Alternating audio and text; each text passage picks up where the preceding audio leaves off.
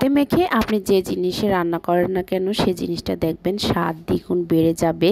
আর অনেক কিছু আছে আসলে সেগুলো হাতে মেখে রান্না করলে সেটা স্বাদে অন্যরকম হয়। আসসালামু আলাইকুম, আশা করি পুরো ভিডিওটি দেখবেন। তো আমি এখানে গরুর গোশত হাতে মেখে রান্না করব, আর সবাই কম বেশি রান্নাটা পারে।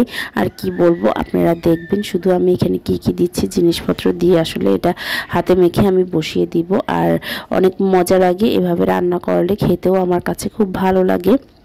তো যাই হোক, যেটা বলবো আর সেটা হলো যে খুব বাচ্চা যারা আসলে একা একা বাচ্চা সামলায় বা একা একা বাচ্চা নিয়ে কাজ করে, তাদের আসলে অনেক কষ্ট হয়ে যায়। যাই হোক, যেটা বলবো, তা আমার এই বেবিকে নিয়ে আসলে ওদের দুজনকে আসলে মেনটেন করতে করতে আমার মনে হয় কোন দিক দিয়ে যে দিন সময় যাচ্ছে আমি নিজেও বুঝি না। মাঝখানে নিজেকে অনেক ক্লান্ত মনে হয়, ঝিমঝিম লাগে শরীর। তো যার কারণে হঠাৎ করে আসলে কালকে ডাক্তারের কাছে যাওয়া হয়, যে খুবই খারাপ লাগে, আসলে অনেক দুর্বল লাগে। তো দুর্বলতার কারণটা হলো যে ডিম দুধ হয়তো খেলে আসলে সেরে যাবে, যার কারণে সেটা ভাবলাম হয়তো ঠিক হয়ে যাবে, সেটাও খাচ্ছি, কিন্তু সেটাও দেখলাম যে হয় না ঠিক।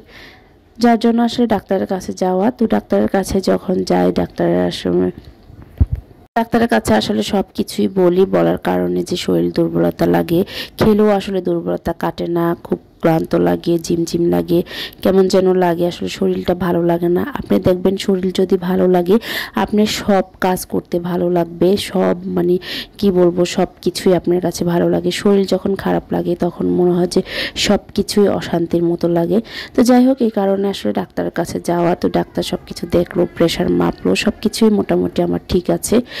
যাই হোক, তারপরে আমাকে আসলে ওষুধ দিল, ও যে আমার শরীর ব্যথা করে বা হাড্ডির ভিতরে ব্যথা করে, সেজন্য আসলে আমাকে বললো যে ওষুধগুলা খাওয়ার জন্য। তো আর কি ওষুধ দিল। তারপরে আমি বললাম যে ঘুমেরও একটা সমস্যা, দেখা যায় ঘুম আসে না। তো ডাক্তার বলল যে মোবাইল বেশিক্ষণ আপনি ইউজ করবেন না, মোবাইল থেকে একদম দূরে থাকবেন। মোবাইলে কিন্তু চোখের অনেক ক্ষতি হয়, যেমন আমাদের ঘুম আসে না, আমাদের ঘুম অনেক দেরি হয়। তো এটা আর কি বললো ডাক্তারকে। যাই হোক, এটা নাকি অনেক খারাপ অভ্যাস, মোবাইল দেখার কারণে ঘুম আসে না। তো যাই হোক, ভাবলাম সেই কারণটাই।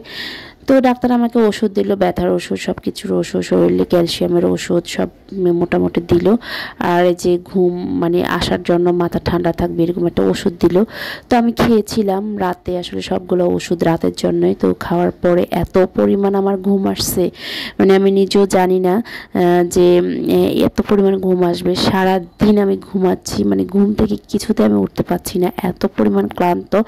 আরও দুর্বলতা আরও আমার বেড়ে গেছে, আরও মানে উঠি বসি আবার ঘুম, মানে মনে হয় যে সারা দিন ঘুম। আমি মনে হয় যে শরীর আমার নাড়াচাড়াই করতে পারছি না, মানে এত একটা ওষুধ খাওয়ার পরে মানে সারাটা দিন আমার এমনভাবে গেছে, মানে কি যে অসুস্থ লাগছে। তখন বুঝতে পারলাম যে অসুস্থ হলে আসলে এত পরিমাণ খারাপ লাগে।